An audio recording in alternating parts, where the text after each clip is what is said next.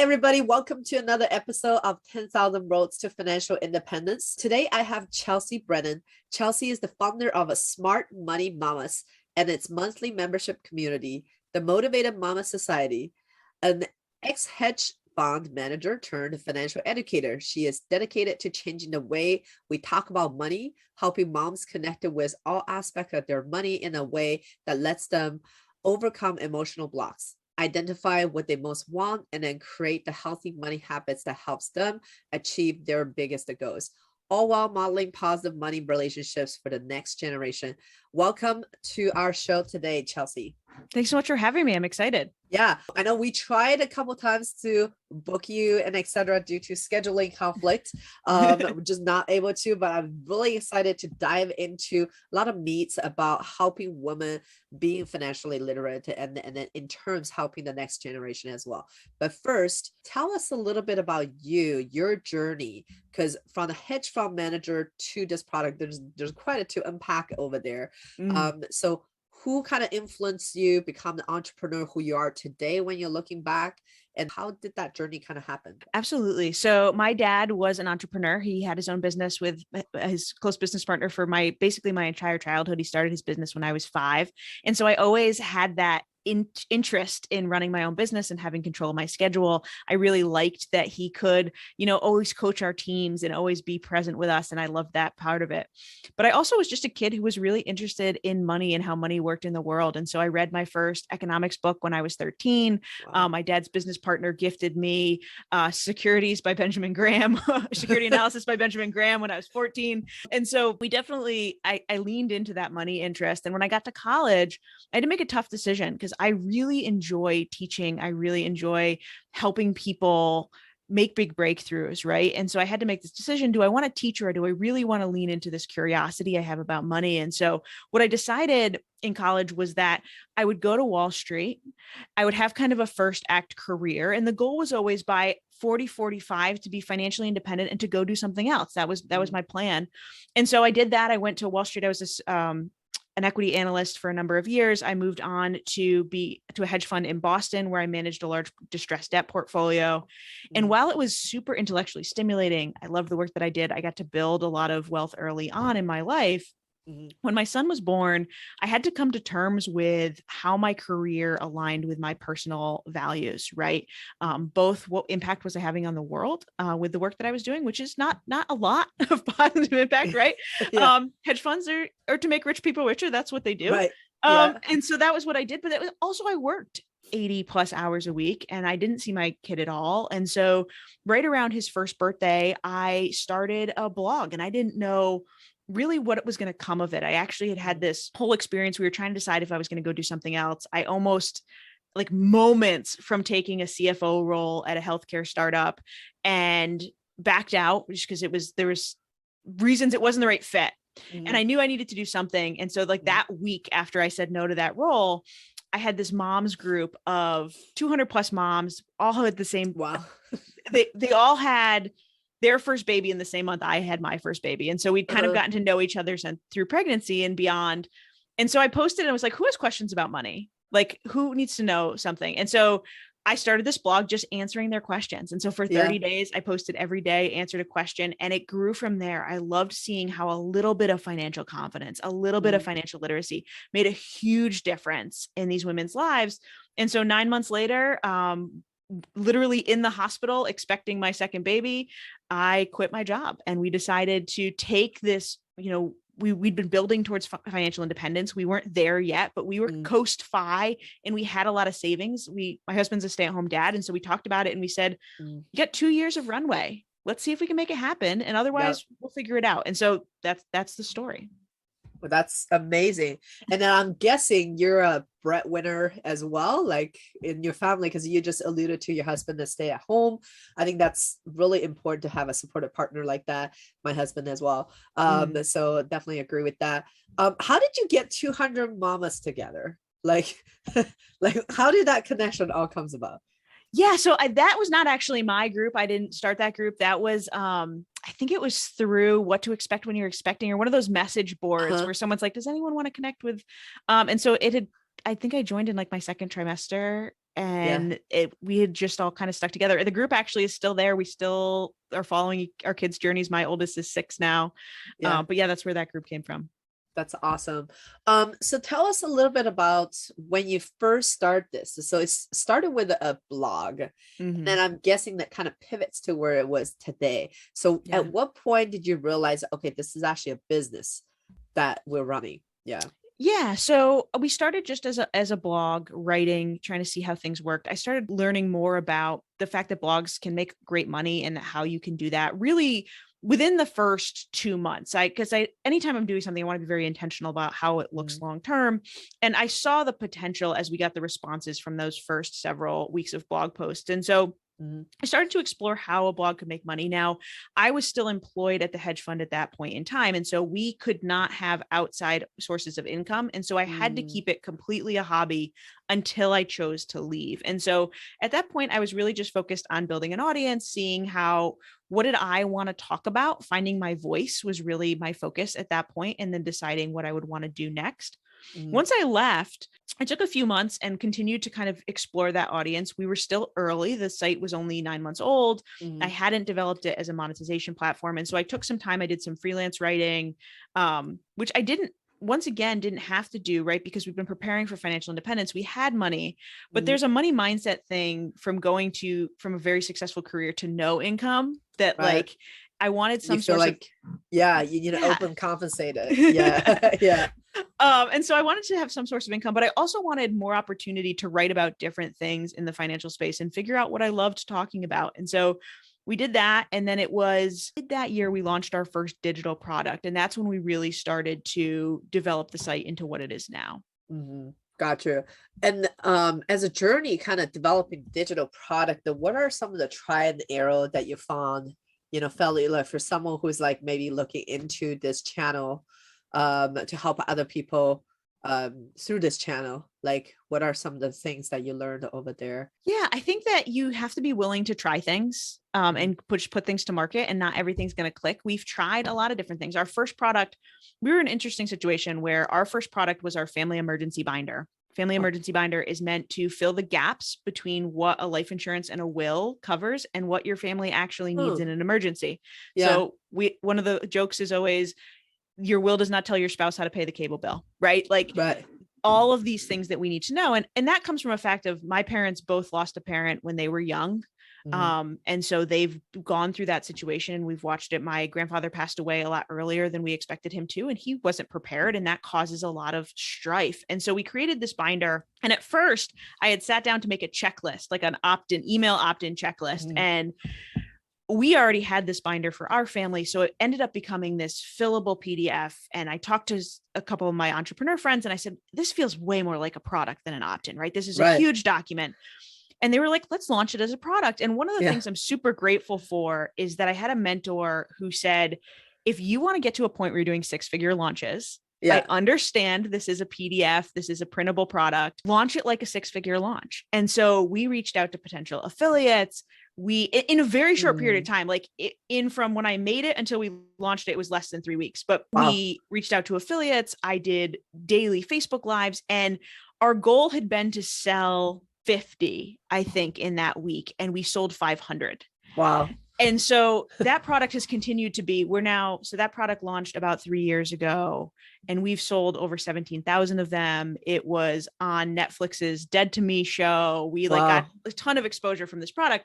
And so for us, we kind of hit it out of the park on the first one. And then it Right. was, okay, where do we go from here? And so Right. after that, we've tried different digital products that didn't work as well. We've done some courses, and really it was about discovering who our audience was and what they needed and listening to them. And I think that that's Uh-huh. something that like you can't do until you have the audience, right? And so Right. you've got to be willing to test and scale. Mm. And so for us, we did courses. The courses were popular, but what we found was one of my core tenets in what we teach is that this is a journey. Like you don't deal with your money once and walk away. Right. It's something that we have to continually keep working on, especially if you want to build generational wealth and financial independence.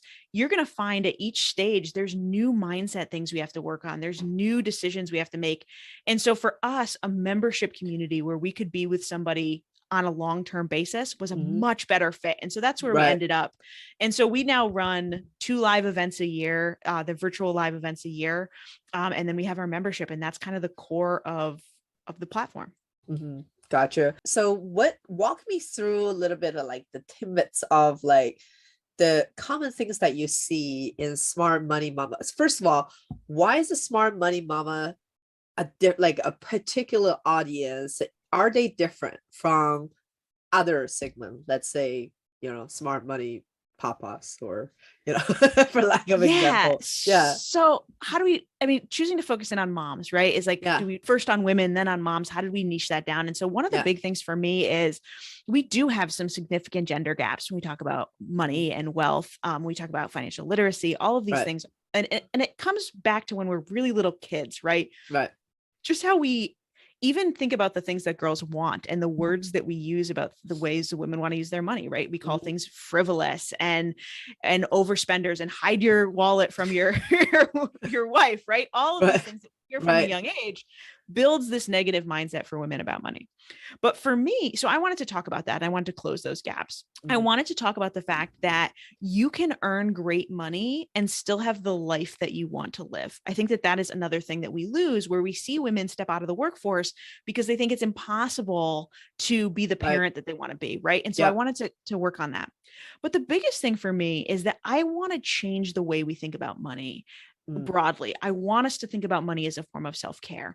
I Yeah. want us to have a much better understanding that we can't separate self-development and being the best version of ourselves from money. It drives me crazy when you Right. read these personal development books and they're like, pursue your passion and quit jobs that don't serve you. And it's like, yeah, that's great. If I don't have any financial like backbone, like there's no way I can do that. And so, Right. and even when we get to places of love and belonging and worthiness, money plays a part there, right? Right. Like, do you have the budget space to have time in your to Right. put things off your plate so that you can Yeah. invest in your relationships? Like, And so, for go ahead. example, you can't have a great relationships with your husband or spouses or have a date nights if you don't have money to pay for the babysitter to Exactly. babysit your kids. Yeah.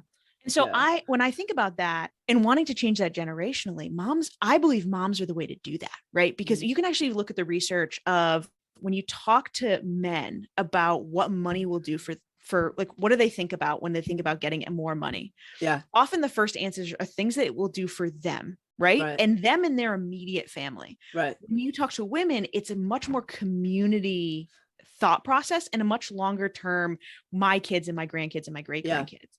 We just think differently. And so Right. when we think about if you can empower women and get them thinking about these healthy, holistic money values, their Right. kids will watch them have that. They'll have those conversations with their kids and we'll start to pass those values down. And so that's how we chose to niche down. Mm. But also, you kind of have to think about how do you connect with your niche? And becoming a mom was such a huge part of me changing my career Mhm. and how I thought about money and how I thought about worthiness and all those kind of things. And so it was an easy connection for me to my community to say, let's talk to other moms. Right. That's amazing. And do you find what are the biggest challenges when you're trying to help a mama? And then you found the biggest challenges to help, because sometimes people always have the saying, like you can lead a horse to the water, but you can make it drink it. I find oftentimes that due to the time commitments and etc., a lot of mama kind of missed out these opportunities. So what do you think like a kind of biggest challenge for someone who wants to learn more, but struggling with the time, and how do they get over it? Yeah. So my right hand at Smart Money Mamas, who like helps me run the business, jokes all the time that I can't help people with their money Mhm. because it's a mindset problem most of the time. So we get people who come to us and they're like, just tell me the best budgeting app. Just tell me the Right. best place to invest. Like, fix it for me. And the Right. answer is there's often this money mindset, money story that's holding them back. And so something that we hear a lot, which is really, really sad to hear, but it's something that happens a lot, is I'm not worthy of wealth. Mhm. Or the other thing that we hear is even if I got money, I'd probably screw it up. So what's the point in building the wealth? And that Mhm. takes some uncovering. It's not something that they would say off the cuff, but as they start to do the work, they find that. Yeah. And so for us, it's really helping them do that work first How do we make sure that we feel confident and willing and able to manage our money, and then find a system that works within their personality? And Yeah. so getting over that is what we would probably have our biggest struggle, because because we're so uncomfortable talking about money as a culture, Right. they want it a quick fix where they don't have to think about it anymore. Right. When I'm like, no, this is actually something you're going to think about all the time for the rest of your life. Not Right. like, always, but it's going to come up with every decision. That can be a little scary for people at first. Right. Yeah, absolutely. Yeah. I think it's kind of undoing the years of potentially mental burdens that other people has put on you to start with over there. Yeah. And then so you mentioned that you have different systems inside a community. Walk us through a little bit more, like what is it like to be part of your community with Smart Money Mamas, and then what kind of different systems like. Absolutely. So when you join the Motivated Mama Society, which is our membership community, so we have monthly fee or annual fee. We have first our foundations courses. So it's a series of 5 courses that goes from thriving mindset through to building wealth. And so we fix the mindset. We think about where you stand. We get really clear on where you are right now. Then we set goals. Then we create systems that work with your personality. And then we kind of pour gasoline on the fire. We talk about the ways to build wealth. And so the first thing you do is we encourage you to go through that course. We have a Facebook group that's very, very active. We do a live Q&A in there every month. We do 2 work sessions a month. This is actually a really popular thing where really we open a Zoom room for 90 minutes. We put music on and everyone kind of just comes and works together. Yeah. For moms whose schedules are so busy, having that blocked time where they can sit down and someone comes in the room and tries to interrupt them, they think that there's, other people that you're interrupting. It lets them focus. And then we do a monthly masterclass. And so the goal is they go through foundations and then they have this bank of additional deeper resources to go through over time. And so that's what happens within our membership, is that you go through foundations and then you have ongoing education going forward, and you have a way to access me for questions pretty much at any time. And so that's the main part. What we've added is these live events. So we did our first live event in 2019. We had an amazing time. We did another one in 2020. And what we decided was that we wanted them to be more intentional and more focused. And so we took last year off to kind of rejigger them. And now we're doing 2 weekend events a year, April and October, and you get a free ticket if you're a member of the society, and then other people can also come and join the event. And so that'll also be part of that. Your experience within that community is that you come and you actually interact with other mamas 2 weekends a year. Yeah, that's amazing. And I kind of go back to like the whole entrepreneur part of it too. It's amazing what you build, the number of people in your communities and etc. What is that first year like? Because there's a lot of explorations and etc. marketing, like you mentioned about, like this is just perfect example of going viral. Yeah. But oftentimes people only seeing going viral as an incidence, oh, these people made big in a day, but there's like, often people say 10 years of work of that leading up to it. If you had to kind of unpack that, what do you think kind of helped you set up that one perfect viral? Yeah. So the first 2 years, I would say, after I left, we weren't super profitable, right? We made money, but like we had bandwidth to kind of invest in the business, and that was the purpose. And so the first 2 years were a lot of fumbling around in the dark, right? You're trying to figure out, how do I make this work? And how do I change my own mindset around money and work? Because you're completely self-driven and self-motivated as an entrepreneur, which is great, but it's also lonely, right? You're not yet at a point where you've built your team. Especially when you work online, you're not even seeing your clients. You're not even really getting to know them in a way that feels as impactful. And so for us, it was taking that time to not just chase dollars. I think that the fact that we had a good runway of, okay, we can be kind of in the red a little bit for a while while we get to know our audience, while we find my voice and my focus. That was a huge part of ultimately when we launched our events in 2019 and having this like really popular, amazing event. It was because we had done the legwork to know our people and to know what they needed. And for a lot of them, that answer was, I actually want to talk about money, but I don't feel like anyone around me won't think I'm crazy when I open my mouth. And Right, so right. putting them in a place where like, hey, come here and watch 40 amazing badass female speakers come and talk about money, and you can come into this community and talk to all the other attendees and really start to get that confidence and hype and I can do this energy that you need when you're struggling through some of this. Is this really possible for me? Right. Thought process. Yeah, that's amazing. That's awesome. So, kind of goes in a full cycle a little bit over here. Chelsea, can you tell us a little bit about, because you're a smart money mama. So, what are you kind of learning right now? And then what do you see yourself in 5 years taking either this business or in your personal life? So what I'm focusing on right now is figuring out how to streamline process. And so one of the things that we've struggled with as a business is learning how to not do the stuff that doesn't have ROI. I like to be everywhere. I am classic visionary of I want things to happen 5 days ago and I want to be in all the places and I want to try all the new things.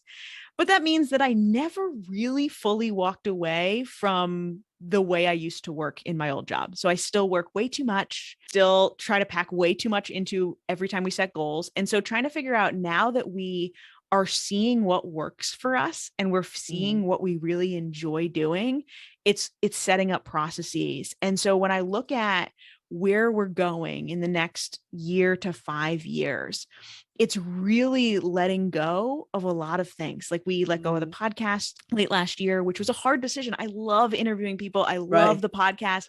But for us, it wasn't converting into members. It took a lot of time. And I can have that same energy talking to other people within the membership and making that a bonus of being in the membership and things like that. And so and into running our events, right? But that's the whole point of our events. And so I'll see us kind of letting some of that fat, for lack of a better word, go and really streamlining how do we connect women with other women who are doing the type of things they want to do and help them reach their goals. Yeah, that's amazing. And you have children. We already established that. So how do you kind of bring this full cycle? Like, what are you teaching them? How are you impacting them? That's the magic, right? Is what are we passing down? And so for our boys, we started allowance when they turned 3. That's a little early. And so one of the things I would say is that you want to make sure your kid is interested. And so one of the things I say is if your kid is ever asking you for $1 or for things in the store, they're probably ready for the basics of allowance. But my boys are also being raised in a house where Smart Money Mamas is being run out of. So they're ready. It's through osmosis. Yeah. Exactly. It's through osmosis. And so they start allowance and we start very basic where they have a give, save, spend jars. And they, every week it goes into those jars. But one of the things that we do differently is that they must always have a savings goal and that is age appropriate. And so one of the things we tell parents all the time is that we get really excited about like, ooh, if they started investing at 4, how much money would they have? Investing to your kids is like at that age is my money is disappearing. I can't think to retirement. Like they can't think till Tuesday, right? Never mind. Like, well, this is for your college fund. And so what we've seen is that actually you can build this relationship with this negative savings relationship with your kid if you think too far in advance, because to them, what they internalize is savings is my money disappearing. Right. And so instead, what we try to do is build a delayed gratification muscle. And so set a goal that is a little bit harder for them to reach. Think about how long your kid could really do it. And at the beginning, you're talking age 3, this might be 4 or 5 weeks, right? This is a small Lego that they're saving for.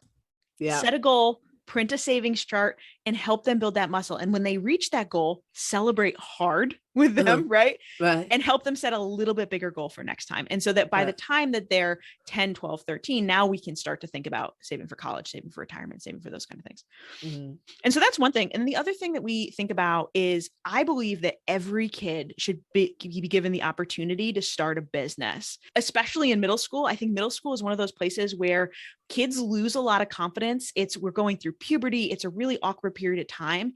Entrepreneurship can build so much confidence and self-worth and like, hey, I can create something and people will buy it.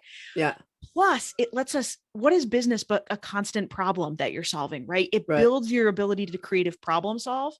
And so entrepreneurship in kids is a big part. And so for us, even when our kids are so little, so they're 6 and 4 right now, when they want something that either they can't afford yet or the goal is really big, instead of saying to them, no, or we can't afford it, we always go to, well, how could you get the money to make that happen?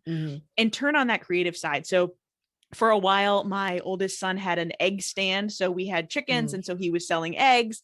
And there is nothing more hilarious than hearing a 4-year-old have a breakdown about his inventory because his 2-year-old brother smashed some of his eggs. Literally, I was like walking out the back door and I hear him crying in the chicken coop, like, my inventory. It was amazing. Yeah. So entrepreneurship is something we talk about a lot, saving and giving, and then definitely starting from the early ages of that money mindset, right? Wants versus needs. And we have family money values. It's something that we teach in the society of, and in Smart Money Mamas, of what do you believe about money as a family and how it works in the world? And how can you make that very clear to everybody that's in your household? And so one of our family money values is you have the skills and resources to earn all the money you'll ever need. Right. And we remind, like, what are your skills? How are you going to make it work? And so those are the type of things that we're continuing to pass on. That's amazing. That's awesome. And Chelsea, how can people find you? Absolutely. So we're at smartmoneymamas.com. Mamas is MAMAS. We're also at Smart Money Mamas on all social platforms. We're doing a lot on TikTok lately and Instagram. So come hang out. We'd love to see you. That's awesome. And then we're going to put that in the show notes as well. Well, Chelsea, thank you so much for your time today. And this wraps up another episode of 10,000 Roads to Financial Independence. Definitely start them young over there and helping all the mamas in the world. Thank you so much for having me.